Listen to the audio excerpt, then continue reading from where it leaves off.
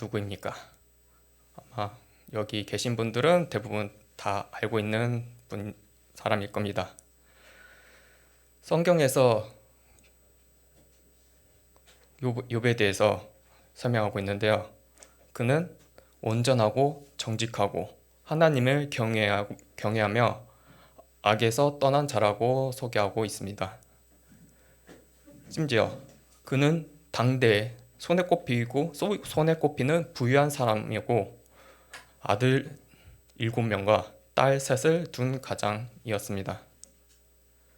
그뿐만 아니라 자녀들이 자신의 잔치를 열 때마다 하나님께 번제를 드리는 정도로 신실한 사람이었습니다.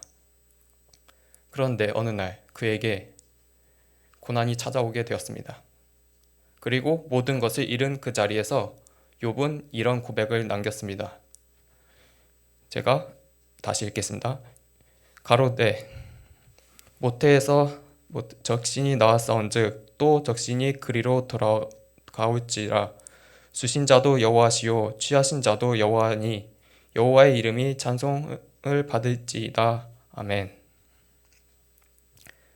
오늘 본문 욥기 1장 21절 말씀을 보는 여러분은 이 구절을 어떻게 받아들이고 있습니까? 어쩌면 이 구절은 여러분에게 이미 익숙한 구절일 수도 있습니다. 설교 시간에 언젠가 한번 들어봤을 수도 있고 또한 힘든 시기에 붙들었던 말씀일 수도 있습니다. 고난이 찾아올 때면 위로의 말씀이 되기도 한 구절이죠. 이 구절을 받아들이는 각자의 마음은 저마다 다를 것입니다. 아마 이런 마음이 들 수도 있습니다.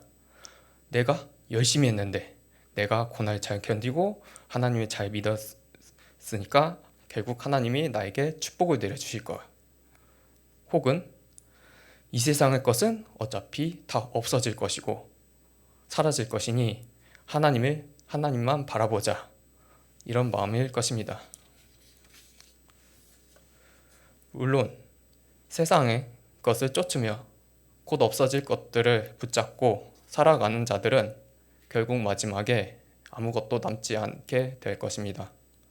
그러나 하나님을 믿고 따르는 그리스도인들, 그분께 순종하며 복음을 전파하는 이들은 구원을 받고 영원의 천국에 들어갈 것입니다. 그런데 오늘 본문은 우리에게 더 근본적인 질문을 던져주고 있습니다. 욥은 이 자리에서 어떤 고백을 했는가입니다. 바로 어떤 마음으로 했는가입니다. 욥기 1장 13절에서부터 19절을 보면 욥에게 소식이 연달아서 쏟아지게 됩니다. 욥에게 소식이 날아왔습니다. 소와 나귀가 빼앗기고 종들이 칼에 죽었다고 합니다. 그 소식이 채 끝나기도 전에 또 다른 소식이 날아옵니다.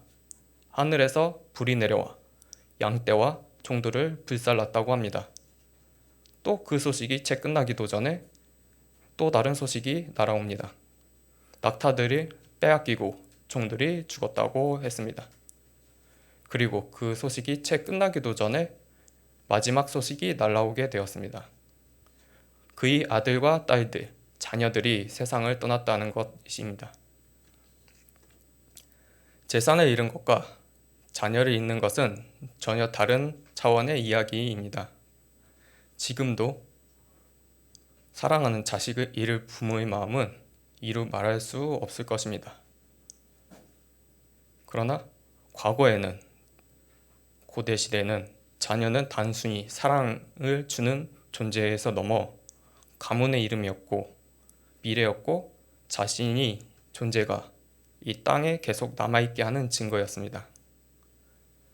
자식은 자신의 이름과 꿈 그리고 살아온 삶의 의미를 이어받아 다음 세대로 전해주는 존재였습니다.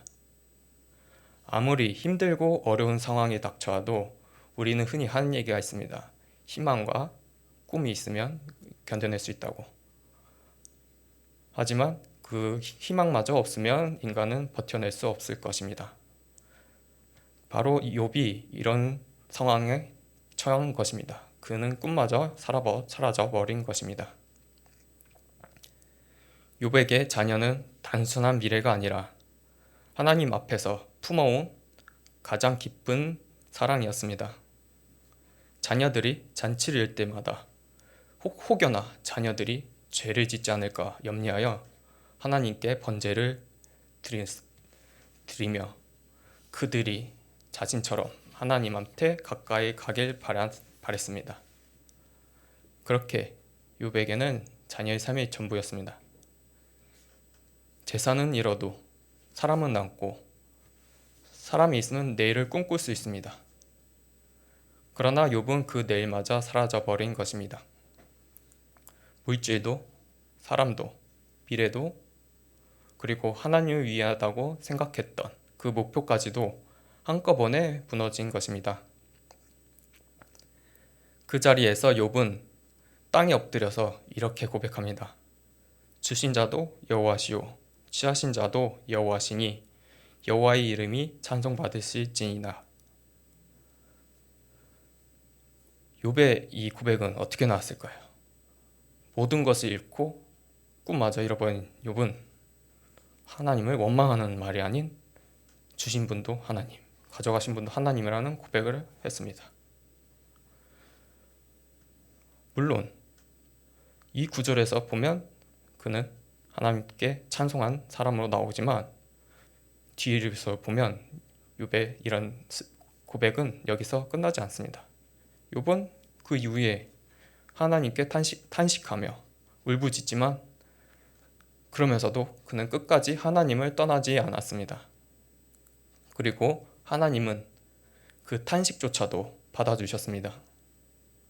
무너진 자리에서도 결국 하나님을 바라보는 것, 이 고백이 우리에게 말하고 있는 바입니다. 그런데 여기서 우리가 반드시 기억해야 할 것이 있습니다. 욥기 1장 앞부분을 보면 욥은 왜 이 고난이 자신에게 닥쳐왔는지 그 이유를 전혀 알지 못합니다.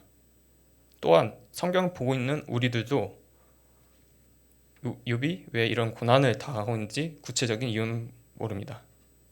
하지만 분명한 것은 하나님은 고통을 즐기신 분이 아니라 그 모든 것 넘어 주권을 가지신 분이라는 사실입니다. 하나님은 욥에게 아무런 해명도 하지 않으셨습니다. 왜 이런 고통을 주는지, 왜 저런 고통을 주는지 말씀하지 않으셨습니다. 그런 욥은 이유도 모르고 설명도 듣지 못한 채 모든 것을 잃은 그는 자리에서 하나님을 욕하는 것이 아닌 찬송을 했습니다. 이것이 바로 하나님이 주권을 인정한다는 의미입니다. 비록 내가 힘든 일을 당해도 고난을 당해도 내가 이해할 수 있는 범위 안에서만 하나님을 신뢰한다고 믿는다고 하는 말은 결국 하나님의 능력과 주권을 인정하지 않다는 것입니다. 로마서 12장 2절은 이렇게 말씀하십니다. 너희는 이 세대를 본받지 말고 오직 마음으로 새롭게 함으로 변화를 받으라. 이 세대를 본받지 말라는 말은 단순히 도덕적 권면이 아닙니다. 하나님이 주신 그 자리에서 하나님이 주신 그 자리를 하나님으로 채우자라는 말입니다. 하나님은 세상 모든 만물을 지으시고 모든 것을 주시는 분입니다. 그렇지 않습니까? 태초를 만드시고 천지를 만드신 하나님께서 우리까지 만드신 분인데 다 주신 분도 하나님이시죠.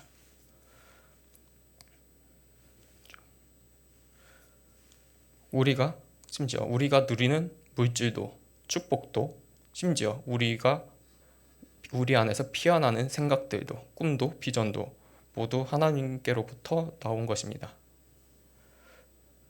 그런데 나온 것입니다.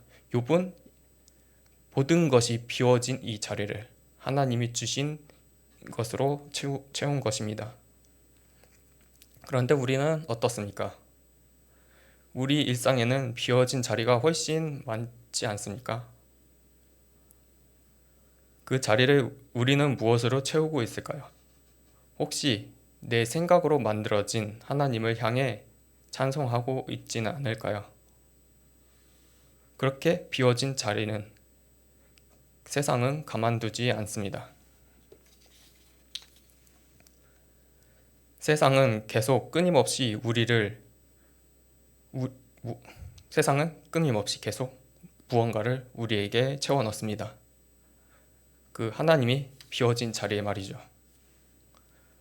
뉴스 속 끔찍한 범죄 소식을 접하면 분노가 치밀어 오르고 어디선가 억울하게 피해를 입은 사람들의 이야기를 보면 가슴이 먹먹해집니다. 어떤 사회적 갈등이나 정치적 문제에 마주하면 불안함이 밀려오고 나와 전혀 상관없는 누군가의 잘못에 며칠씩 분노가 가시지도 않습니다. 우리는 세상이 만들어낸 자극과 소음을 소비하고 열중하고 빠져들면서 그것이 어느새 우리의 생각을 가득 채우게 됩니다. 저도 그런 경험이 있는데요. 인터넷이나 뉴스 같은 거를 보면 나와 맞지 않는 그런 상황들을 보면 속에서 막 분노나 불편함이 스물스물 올라오지 않습니까? 누구나 다 그럴 겁니다. 그리고 막 욕도 하고 싶고 인터넷이라면 또 댓글을 남기고 싶고 그런 마음이 누구나 다 드는 건 정상입니다.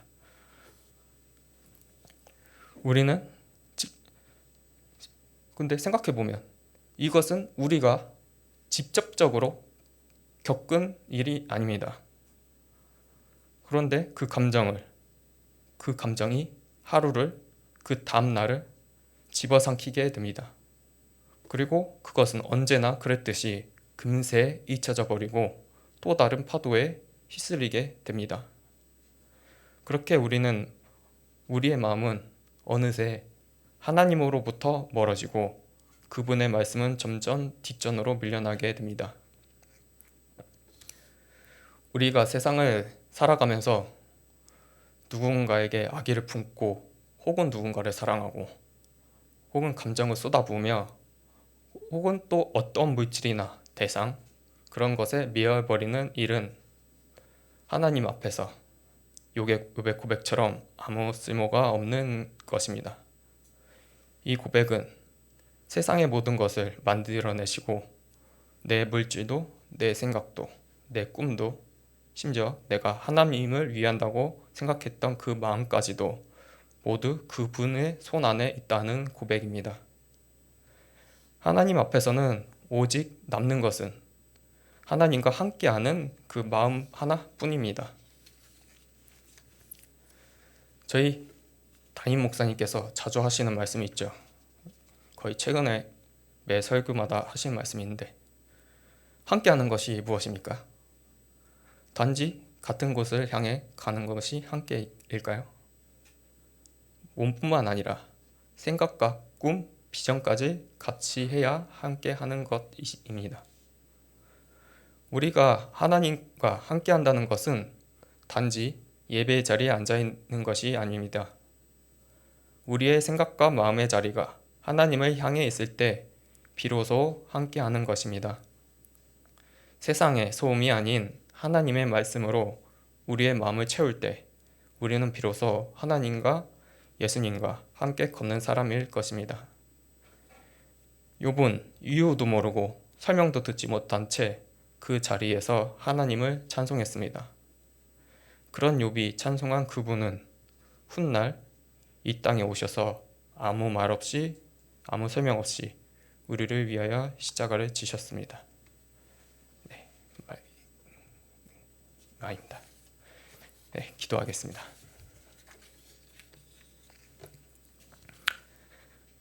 하나님 아버지, 오늘 말씀을 통해 저희 마음을 돌아보게 하심을 감사드립니다. 모든 것을 잃은 자리에서도 하나님의 주권을 고백했던 그 믿음 앞에 저희를 세워주셨습니다. 그 고백 앞에서 저희의 마음이 무엇으로 채워져 있었는지를 돌아보게 되었습니다. 세상의 소식에 분노하고 알 수 없는 미래에 염려하고 끊임없이 쏟아지는 소음들에 휩쓸리면서도 그것이 당연한 삶인 줄 알았습니다. 그러나 주신 이도 거두신 이도 하나님의 심을 고백할 때 저희의 마음의 자리를 또한 하나님의 것임을 깨닫게 됩니다. 세상을 채워넣는 것이 아닌 하나님이 주시는 것들로 저희의 생각과 마음이 가득 차기를 원합니다. 날마다 예수님과 함께 걷는 저희가 되게 해주세요. 예수님의 이름으로 기도드립니다. 아멘. 함께 주여 3창 외치고 각자 기도하고 마치고 돌아가겠습니다. 네, 주여 외치겠습니다. 주여! 주여!